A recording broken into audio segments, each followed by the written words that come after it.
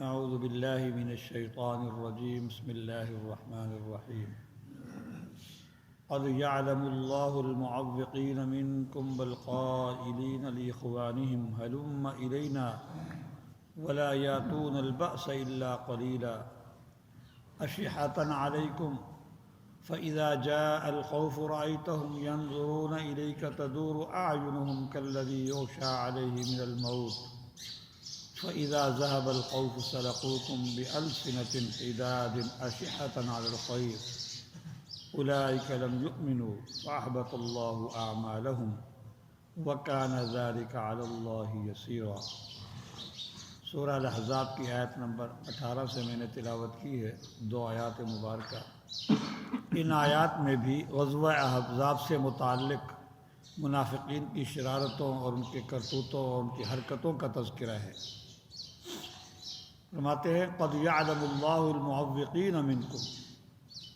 یہ حقیقت ہے، پکی بات ہے کہ اللہ تبارک و تعالیٰ تم میں سے ان لوگوں کو جانتے ہیں جو جہاد سے روکنے والے تھے، والقائلین لاخوانہم، اور اپنے بھائیوں سے کہنے والے تھے، یہ کہہ رہے تھے بھئی ہمارے پاس آ جاؤ، ہمارے پاس آ جاؤ۔ حدیث میں آتا ہے کہ 2 بھائی تھے، ایک مخلص مسلمان تھا اور ایک منافق۔ تو جب غزوہ احزاب شروع ہوا تو وہ مخلص مسلمان میدان جہاد میں جانے کے لیے جا رہا تھا، تو راستے میں اس کے بھائی کا گھر تھا۔ اس کا بھائی راستے میں بیٹھا ہوا وہ بھنا ہوا گوشت کھا رہا تھا اور ساتھ میں نبیذ بھی رکھی ہوئی تھی۔ نبیذ یہ عرب کا مشہور مشروب ہے، کھجور ڈال دیتے ہیں، 10-12 گھنٹے وہ پانی کے اندر بھیگی رہتی ہے، اس سے پانی میٹھا ہو جاتا ہے، انتہائی مقوی ہوتا ہے، طاقتور ہوتا ہے۔ وہ منافق بھنا ہوا گوشت بھی کھا رہا ہے اور جو ہے نبیذ بھی ساتھ رکھی ہوئی ہے۔ جب مخلص صحابی وہاں سے اس کا بھائی تھا، وہاں اس کے پاس سے گزرا تو وہ منافق کہتا ہے اپنے مسلمان بھائی کو کہ تم اب پتہ چلے گا تمہارا، اب تم کفار کے حصار میں آ گئے ہو، اب وہ تمہارا تکہ بوٹی کر دیں گے، تمہیں ایک ایک کو مار دیں گے اور بڑے خطرناک حالات ہیں، اس لیے تو ادھر نہ جا، تو میرے پاس آ جا، ہلم الینا، میرے پاس آ جا، ہم کھاتے ہیں، گوشت کھاتے ہیں، نبیذ پیتے ہیں۔ چونکہ مخلص صحابی تھے، اس نے اپنے بھائی کو برا بھلا کہا، لعن طعن کی، اور ساتھ میں یہ بھی کہا کہ میں بھی جا کر نبی کریم صلی اللہ علیہ وسلم کو بتاتا ہوں تیرے بارے میں۔ جب وہاں پہنچے تو یہ آیت نازل ہو چکی تھی، قد یعلم اللہ المعوقین منکم والقائلین لاخوانہم ہلم الینا۔ یہ حقیقت میں اللہ پاک جانتے ہیں تم میں سے ان لوگوں کو جو جہاد میں جانے سے روکتے ہیں، جیسے اس منافق نے اپنے مخلص مسلمان بھائی کو جہاد میں شریک ہونے سے روکا تھا، اور اپنے بھائیوں کو یوں کہتے ہیں آ جاؤ ہمارے پاس، کھائیں پئیں مزے کریں، ادھر جا کر اپنی جان کو گنوانا یہ کہاں کی جو ہے وہ دانش مندی ہے، اللہ ان لوگوں کو جانتے ہیں۔ اور بعض روایات میں یوں آتا ہے کہ یہودیوں نے منافقین کو پیغام بھجوایا کہ تم کیوں اپنے آپ کو ابو سفیان اور اس کی جماعت کے حوالے کر رہے ہو؟ ابو سفیان اس لشکر کا سالار تھا اور صدر تھا، جو امیر تھا، تو کیوں تم اپنے آپ کو ابو سفیان اس کی جماعت کے حوالے کر رہے ہو؟ وہ ان کا قابو چل گیا، تم میں سے کسی ایک کو بھی زندہ نہیں چھوڑے گا۔ تو یہودیوں نے منافقوں کو یہ پیغام بھیجا، اس لیے تم واپس ہمارے پاس آ جاؤ، ہلم الینا، واپس ہمارے پاس آ جاؤ۔ تو ان کے اس پروپیگنڈے سے، پروپیگنڈا سور سے چلتا رہتا ہے، ان کے اس پروپیگنڈے سے عبداللہ بن ابی بن سلول جو رئیس المنافقین تھا، وہ سب سے پہلے متاثر ہوا، اور اس نے پھر اپنے جو ہے مسلمانوں کے اندر بھی یہ آواز لگانا شروع کر دی، جو یہودیوں کا پیغام تھا مسلمانوں کے اندر بھی آواز لگانا شروع کر دی۔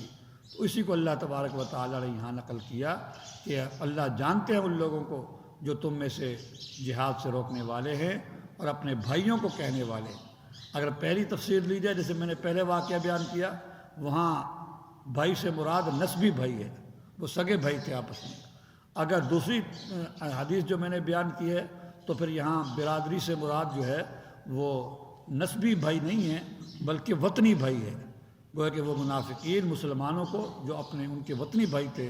اپنے وطنی بھائیوں سے کہنے لگے بھئی واپس آ جاؤ، واپس چلتے ہیں یہودیوں کے پاس، ادھر تو اب جان کے لالے پڑے ہوئے ہیں، یہاں تو جان چلی جائے گی ابو سفیان اور اس کی جماعت ہم میں سے کسی کو زندہ نہیں چھوڑے گی۔ اللہ فرماتے ہیں وَلَا يَأْتُونَ الْبَأْسَ إِلَّا قَلِيلًا، اور یہ لوگ منافقین یہ جہاد میں شریک نہیں ہوتے مگر تھوڑی دیر کے لیے، مال دکھاوے کے لیے، دکھانے کے لیے، بلکہ اور بھی کئی مقاصد ہوتے ہیں، اندر کی باتیں باہر نقل کرنے کے لیے، یہودیوں تک باتیں پہنچانے کے لیے اور دکھانے کے لیے، اور اس مقصد کے لیے بعض اوقات ہوتا ہے شاید مسلمانوں کو فتح ہو جائے تو مال غنیمت میں سے ہمارا حصہ بھی ہو جائے۔ اشیحۃ علیکم، یہ تھوڑی دیر کے لیے جہاد میں شریک ہوتے ہیں، اور وہ بھی تم پر بخل کرتے ہوئے، تم پر بخل کرنے کی غرض سے۔ بخل کرنے کی غرض مطلب یہ ہے کہ یہ جب شریک ہوں گے، مخلص ہے 500 اور 200 منافقین ہیں، تو اگر 200 منافق نہ ہوتے، مخلص 500 مسلمان ہوتے، سارا مال غنیمت مسلمانوں کو ملتا، لیکن یہ 200 منافق بھی شریک ہو گئے تم پر بخل کرتے ہوئے تاکہ مسلمانوں کو فتح ہو جائے تو ہمیں بھی مال غنیمت میں سے حصہ ملے، تو اس طرح ان کی یہ شرکت تمہارے لیے بخل کا ذریعہ بن جاتی ہے تم پر، یعنی تمہارا حصہ کم ہو جاتا ہے، مسلمانوں کو سمجھایا جا رہا ہے۔ فرمایا فَإِذَا جَاءَ الْخَوْفُ، جب کوئی خطرے کی چیز آتی ہے، خطرے کی گھنٹی بجتی ہے، تو اے محمد صلی اللہ علیہ وسلم اور اے مخاطب تو ان منافقین کو دیکھے گا کہ یہ تیری طرف تک رہے ہوں گے کہ کہاں اس نے ہمیں پھنسا دیا، تیری طرف تک رہے ہوں گے کہاں اس نے ہمیں پھنسا دیا۔ تدور اعینہم، ان کی آنکھیں ایسے گھوم رہی، چکرا رہی ہوں گی جیسا کہ اس شخص کی طرح جس پر موت کی غشی طاری ہو جائے۔ جب موت کی غشی طاری ہوتی ہے تو جس طرح اس کی آنکھیں چکرا رہی ہوتی ہیں، اسی طرح ان منافقین کی بھی خوف اور خطرے کو دیکھ کر ان کی آنکھیں چکرا جاتی ہیں۔ جو مخلص ہوتا ہے اس کو تو ایمان مضبوط ہوتا ہے، وہ تو آگے کی جنت کی سوچتا ہے، وہ تو اس کو اپنے لیے غنیمت سمجھتا ہے کہ اب میرے جنت میں جانا آسان ہو گیا، قریب ہو گیا۔ اور جو منافق ہوتا ہے وہ گھبرا جاتا ہے، اور اس کی وہ ایسے جیسے کہ جس پر موت کی غشی طاری ہو جائے تو اس کی آنکھیں چکراتی ہیں۔ ان منافقین کی بھی ایسی ہی آنکھیں چکراتی ہیں۔ تو جب خوف اور خطرے کی جب گھنٹی بجتی ہے تو اے مخاطب تو ان کو دیکھے گا کہ وہ تیری طرف تک رہے ہوں گے، گھور گھور کر دیکھ رہے ہوں گے، اس حال میں کہ ان کی آنکھیں چکرا رہی ہوتی ہیں اس شخص کی طرح جس پر موت کے بے ہوشی طاری ہو۔ فَإِذَا ذَهَبَ الْخَوْفُ سَلَقُوكُمْ بِأَلْسِنَةٍ حِدَادٍ أَشِحَةً الْخَيْرِ، اور جب خوف چلا جاتا ہے، مسلمانوں کو فتح ہو جاتی ہے، خوف چلا جاتا ہے تو پھر تم پر تانا زنی کرتے ہیں تیز تیز زبانوں سے کہ تم نے تو ہمیں پھنسا دیا تھا، تم نے تو ہمیں پھنسا دیا تھا، مروا دیا تھا، بس بچ گئے ہم کسی طرح۔ ایک تو اس طرح کے تانے دیتے ہیں تیز تیز زبانوں کے ذریعے، اور وہ بھی اشیحۃ علی الخیر۔ دوسرا یہ ہوتا ہے تیز تیز زبانوں سے تمہیں تانے دیتے ہیں مال کی جو حرص کی وجہ سے، مال پر حرص کرتے ہوئے یہ کہنے کے لیے بھی ہم بھی تمہارے ساتھ تھے بھائی، ہم بھی تمہارے ساتھ تھے، ہمیں بھی مال غنیمت میں سے حصہ دو۔ تو دو طرح کے ان کی تانے ہوتے ہیں، ایک تو یہ کہ تو نے تو ہمیں پھنسا دیا تھا ہم بچ گئے، اور دوسرا یہ کہ ہم تمہارے ساتھ تھے۔